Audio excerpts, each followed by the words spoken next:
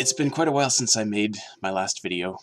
I've had some tumultuous things going on at work, and they've been putting me in a bad mood. And as I told some people, I didn't want to make angry chess videos. So I haven't been making any. I've also been a little discouraged with the lack of growth of the channel. Anyway, I've played a bunch of games since last I made a video, including 3 losses. But what happens to me is after some number of days or a week, I forget what I was thinking during the game, and I forget lines of analysis, and so presenting you with older games requires me to go back and look at those games almost anew. And I'd rather not do that. So what I'm going to do is just show you the most recent game, which was played this last Wednesday at the Fitchburg Chess Club.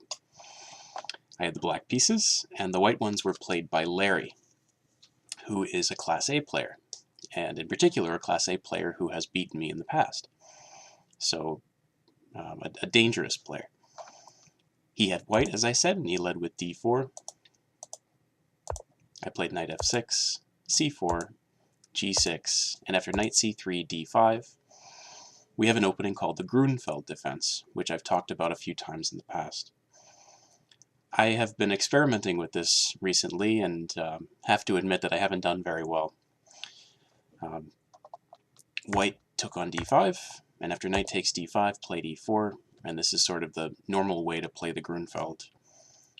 White's idea is that after black takes on c3, b takes c3, white has a very big pawn center. Black hopes that in exchange for that, by putting his bishop on the long diagonal, he'll be able to generate enough pressure against the d4 pawn that at some point white will either lose that pawn or will have to advance one of his central pawns in a way that's disadvantageous. Larry played bishop c4. Okay, and I think this is the first time I've played against a Grunfeld variation in which white puts the bishop on c4, which tells you how little experience I have. And pretty quickly I think I made a strategic error. I played c5, bishop e3, castle kingside, knight e2, and now the move queen a5. And I played this because I've seen Grunfeld variations in which the black queen goes to a5. But take this with a grain of salt because I'm not very good at the opening. But I think that those variations were ones in which the light squared bishop was not on c4, which gives black pressure against a2, which might make it harder for white to develop the rook on a1. I was also a little bit worried about putting the queen on c7, because with white's knight on e2, white can at some point play bishop to f4, which will come with tempo if my queen's sitting on that diagonal. What I failed to appreciate maybe during the game, or maybe I saw this but didn't give it enough credit, is that if I play queen c7 and white plays bishop f4, I have this nice move e5. And should white decide to retreat his bishop to g3, I can then take on d4, revealing an attack on the bishop on c4.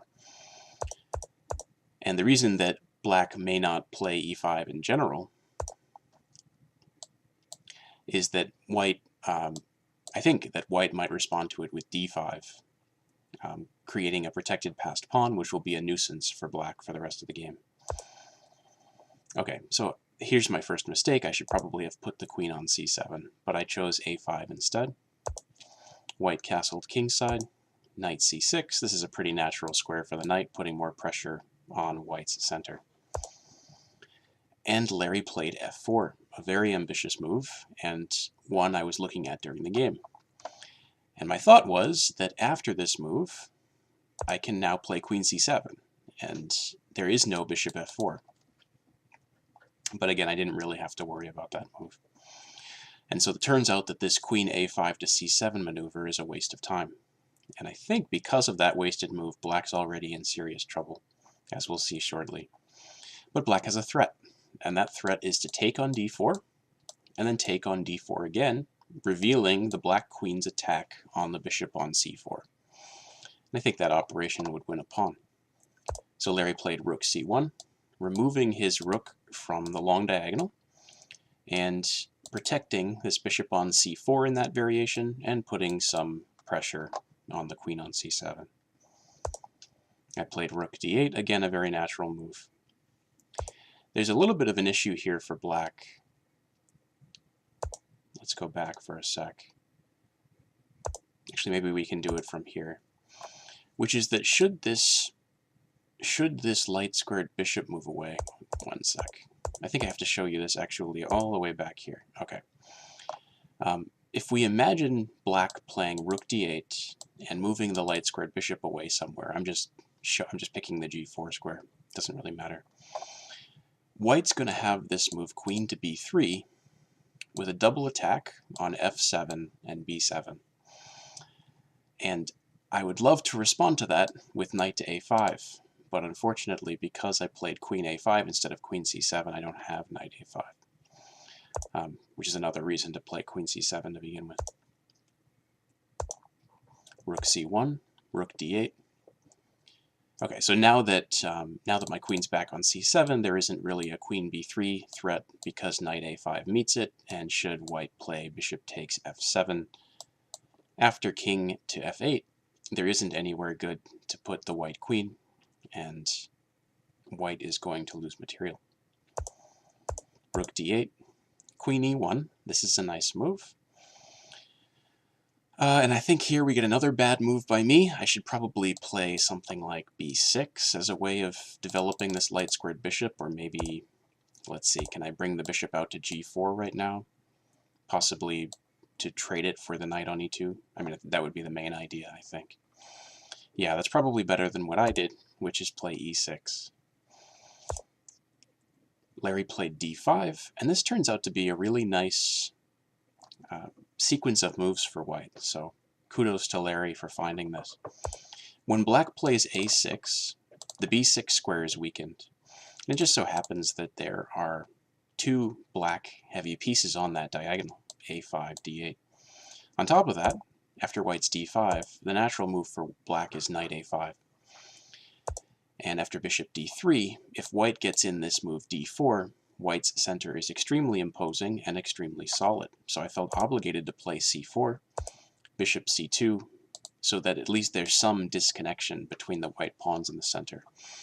But now the problem is that there's a third black piece on this very weak dark square diagonal on the queen side. And after white's, pardon me, why did I play b5? Okay, but I mean, I have to play b5 at some point. Otherwise, white's queen f2 is going to be a problem I can't deal with.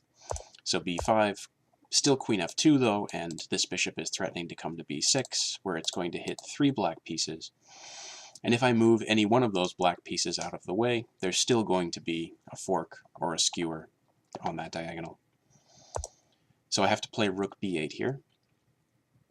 And this position should be winning for white. My wasted move with queen a5 back to c7, and then my very weakening move a6 have led to a position in which white's center is much bigger, and I guess white's pieces are just hitting squares that are more important.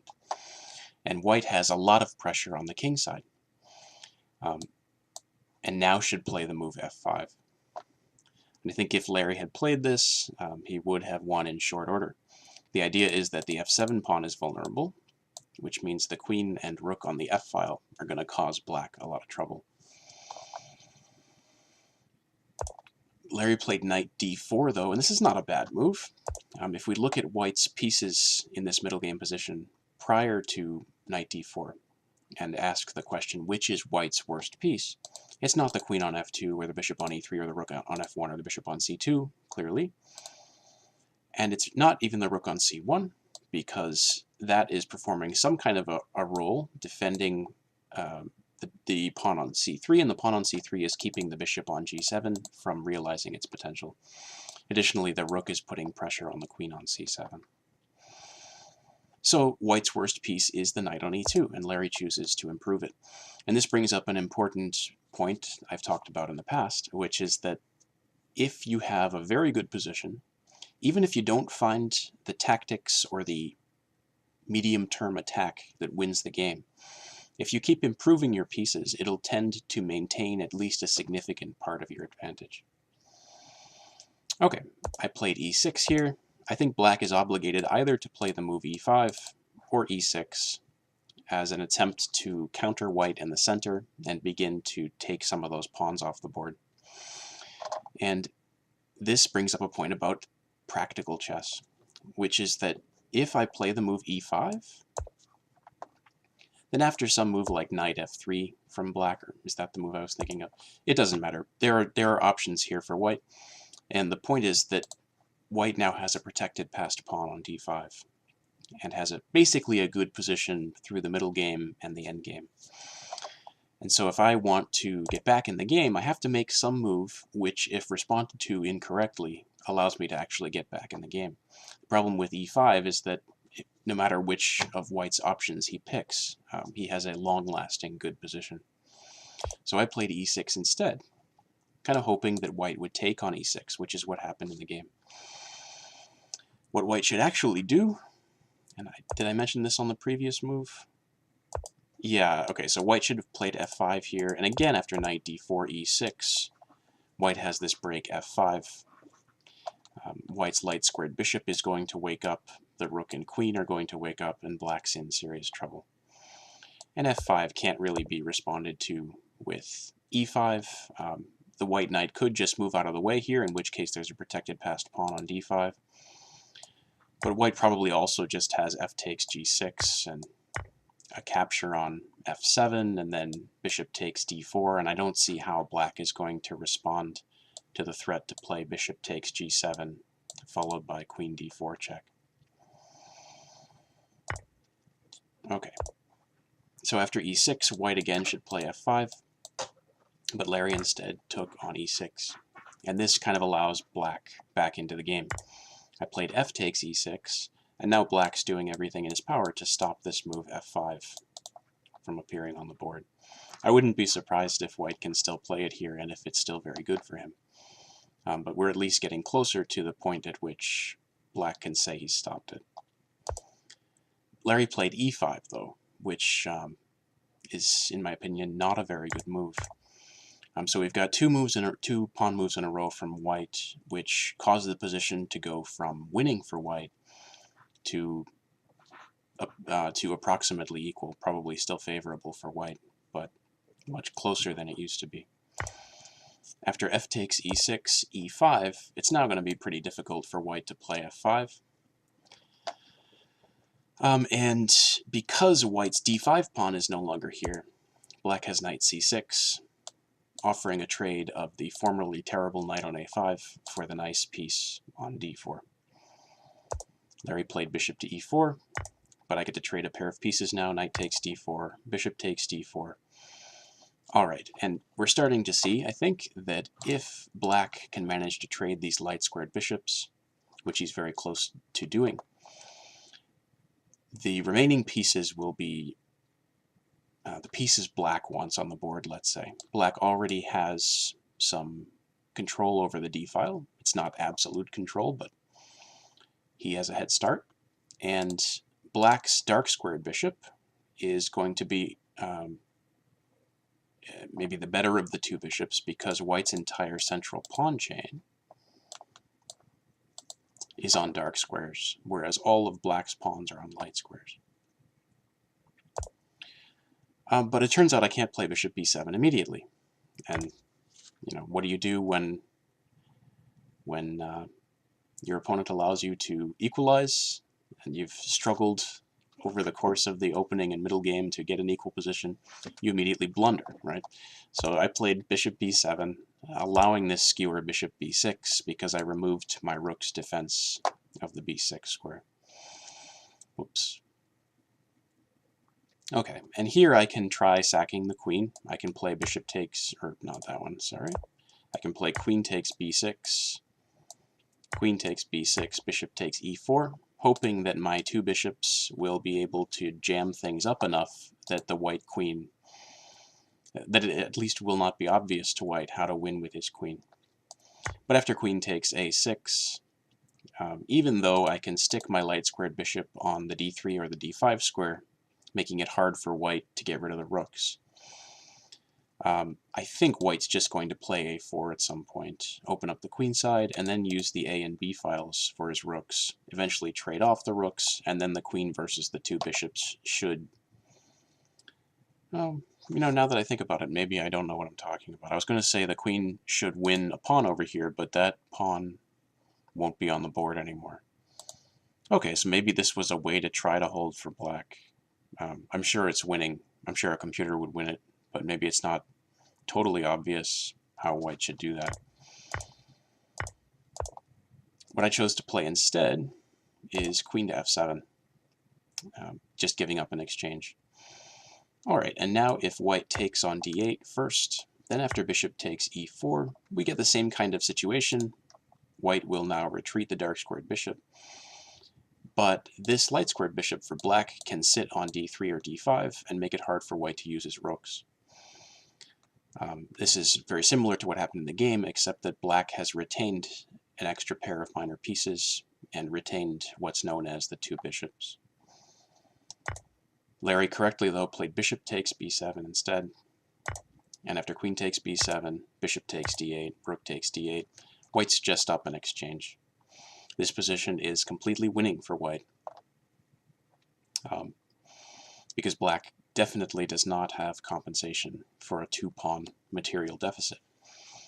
Having said that, there are a couple things black likes about this position. A couple reasons maybe to not totally give up hope. One is that this dark-squared bishop is the better of black's bishops according to pawn structure, as all of his pawns are on light squares. The second is that black has an easier time, here comes one of my cats, black has an easier time, okay, there she goes, creating a passed pawn with b4 than white does by creating one with f5. So black definitely doesn't have compensation, but maybe there's some way to develop counterplay and get back in this game. Rook d1 from white, though, is a strong move, rook cd1, with the idea that white's going to trade rooks. And in general, when you're up material, you want to trade pieces, not pawns. And as you trade pieces, you will be amplifying your advantage, at least as a ratio. For example, if you're in an actual war and you have 1 million soldiers and your enemy has 999,997 soldiers, or 98, let's say. You have 2 extra soldiers, but it's not particularly meaningful. The ratio of your soldiers to his is nearly exactly 1-to-1. However, if you have 2 soldiers and he has none, you win, right? So that's basically the idea in chess. You want to be trading pieces, not pawns, when you're up material, and as you do that, the ratio of your piece material to your opponent's will increase. I played rook d5. I don't think it's a good idea to trade rooks on d1, immediately ceding control of the d-file. That'll just accelerate black's demise. So I chose rook d5 instead, maybe thinking that I would respond to a capture on d5 with e takes d5, hoping for counterplay on the queen side with either b4 or d4, creating 1 or 2 passed pawns. But I think here white can just play queen f3, pinning my rook to my queen on b7. And then after queen d7, rook takes d5. I can play this e takes d5 move. I certainly can't allow the trade of queens, so I have to play e takes d5. But this is just hopeless. Yeah, black has a little bit of counterplay with b4 and d4, but white has a better friend of the queen, and already has a protected passed pawn, which is about to show up on e6. Maybe white will play f5. This game's over.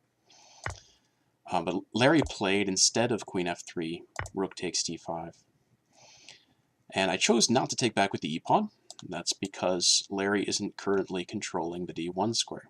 So after queen takes d5, my queen gets a little more active, and he's going to have to take a move in order to control that square. He played queen e2. Bishop f8 prepares to activate the dark squared bishop, probably on the c5 square with tempo. And Larry played rook d1. Okay, and I could play bishop c5 check here, but after king h1, I have to move this queen on d5.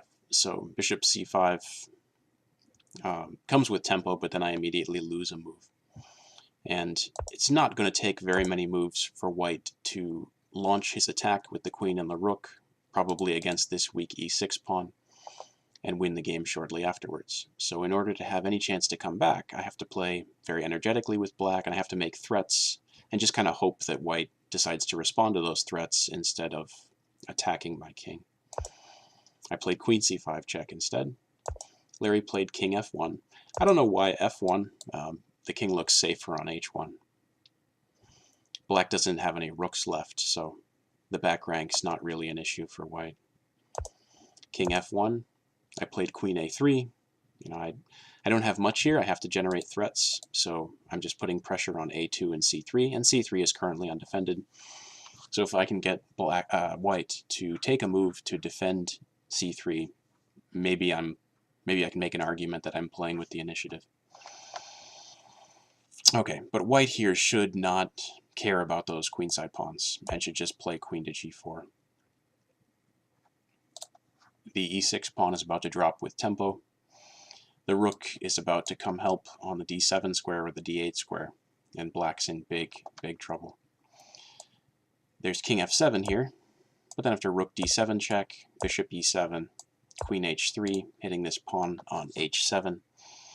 I am obligated to play h5, and I think what I was hoping is there's some chance for a perpetual check or something, but this looks like a really bad position for black. There ought to be some way here to just kind of come in and win. Maybe queen h4. I don't know if I'm dropping this c3 pawn. All right, forget the tactics. The point is that this position looks strategically horrible for black. So queen g4 wins. But Larry played queen d2, which is an interesting move. It defends the c3 pawn, so now both of these queenside pawns are defended, and maybe the queen is going to come in on the d-file, attacking the c6 pawn instead of the rook. And okay, I mean, there's not much I can do about that. If I just start to play passively and defend everything, I'm going to lose at some point, so I have to keep making threats. I have to try to keep playing with the initiative. I played b4, hoping to generate a passed pawn. Again, here white is still easily winning the game. He just has to kind of ignore my threat and play queen d7, attacking the now totally indefensible e6 pawn. And after white takes on e6, he's probably going to take on c4, so this is a nightmare. Even if he doesn't take on c4, maybe the rook will drop down to d7 and there will be a checkmate over here. But Larry took on b4, and this allows c3. So black now has a passed pawn and is advancing that passed pawn up the board and will at some point recover this pawn on b4. Okay, white is still winning, but has to find a move that takes care of the c3 pawn here, and it's white has made enough mistakes in this middle game and end game that his move is now difficult to find. White has to play the move queen c1, offering a trade of queens, and the idea is that after queen takes b4, for example, maybe white can play, I hope I'm remembering this right, yeah, hopefully white can play rook d3, and black's not threatening this pawn on f4 because the queen from c1 defends it. However, Larry played queen c2, and now after queen takes b4, threatening the pawn on f4, that pawn is actually threatened, and it's threatened to be taken with check. Larry played rook d3. queen takes f4 check, and I think you can sort of tell now that black has significant counterplay.